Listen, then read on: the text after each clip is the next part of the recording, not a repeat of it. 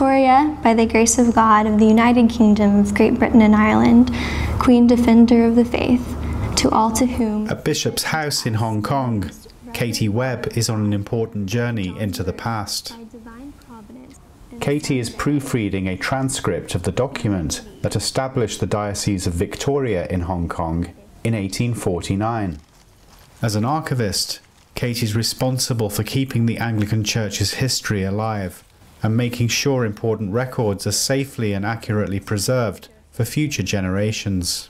If you look at the three pillars of Anglicanism as scripture, tradition, and reason, archives are what preserves the tradition of. Okay, so these are the letters, Katie, that you'll be working on.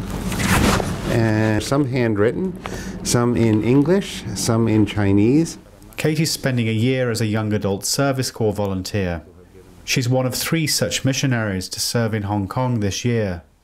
Sarah Lowry is working with the Mission for Migrant Workers, and Will Bryant with the Mission to Seafarers. It shows the diversity of ministries to which the Episcopal Church's young adults are called to serve.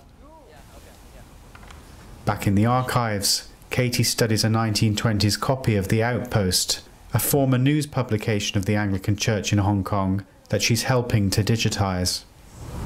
In terms of my placement specifically, I think that the beauty of the YAS program is that they've taken someone whose interests are history and church history and found a role in which I'm able to serve.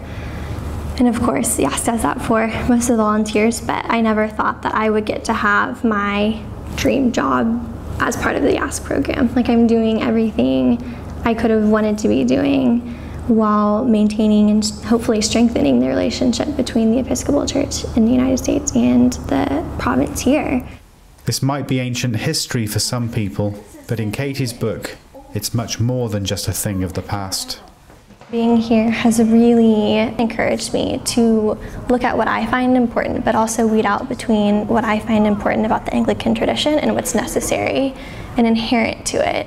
Because I always knew that it differed around the world, but realizing that it has to be adapted and changed to be accepted and meaningful to other people has also been a really humbling experience, because just because I have it the way that I want it to be doesn't mean that that's the way it would be most effective for the church here. So, and a lot of that had to do with Book of Common Prayer translation studies that I was doing the last couple of weeks and further research. This is a great gift to us in the work that they do and in the relationships that they build. Because this is not simply, you know, in the case of Katie, getting someone who can do a lot of things and learn a lot of things, but the way in which this helps strengthen relationships.